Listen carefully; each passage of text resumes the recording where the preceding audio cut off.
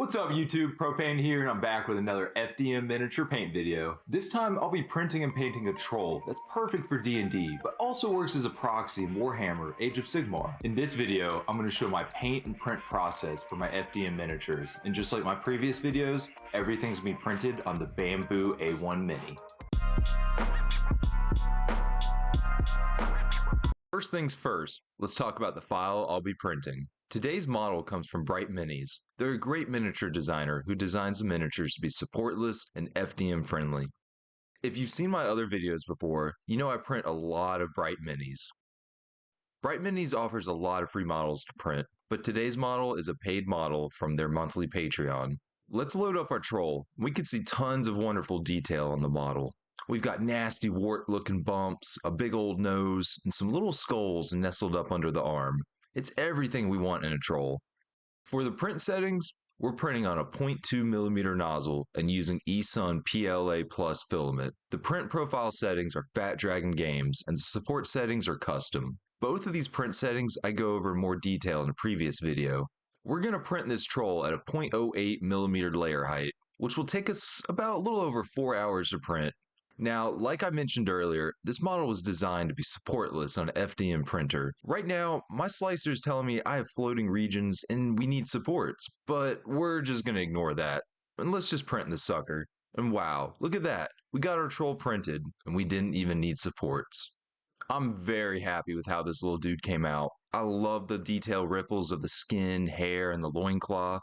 I'm a big fan of how the face came out, especially that big old nose. Now we're ready to prime. We're using Rust-Oleum Flat Black, which is going to give us some good old spritzes. Our troll is nice and primed with every nook and corner painted black. Now we're ready to paint. I like to thin my paints with a mix of water and flow aid, nothing fancy. I'm going to start painting a glossy black on the hair areas. Then I'm going to start painting the skin areas. We're using bronze flesh tone. Now, this is the only skin tone paint I have. I need to get more because everybody looks like the Simpsons after using this paint. I'm making sure not to cover any details up, especially that pretty troll face. Now moving on to my favorite color, purple.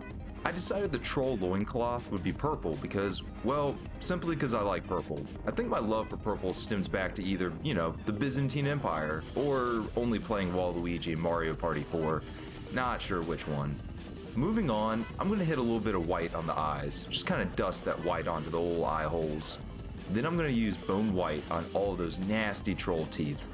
And can't forget to paint those skulls. Whose skulls are these?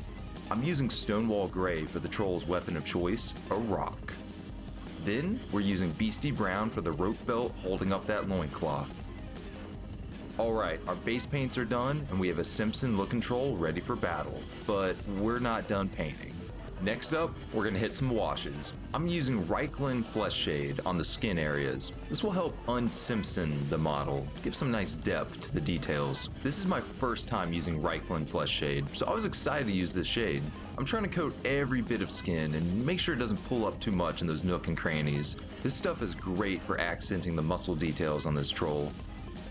For the next wash, I'm using Agrax Earthshade on everything else on the model. I'm hitting the hair, loincloth, skulls, and rock with this wash, just to give everything a nice grimy, organic detail.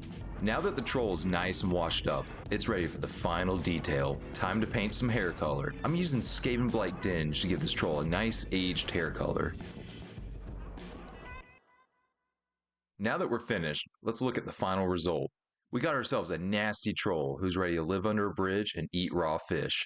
That's what trolls do, right? Troll toll! You gotta pay the troll toll! I'm super happy with how this little dude came out, especially the Reikland Flesh Shade details on the skin. I feel like it did a great job of highlighting the muscles and warts. I feel like there's still some layer line visibility on the stomach area, but the rest of the model hides it very well. Overall, this print and paint was a success in my book.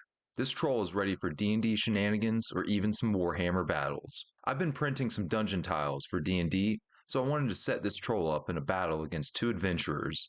If you enjoyed this video and are interested in more FDM miniature content for wargaming and D&D, please like and subscribe.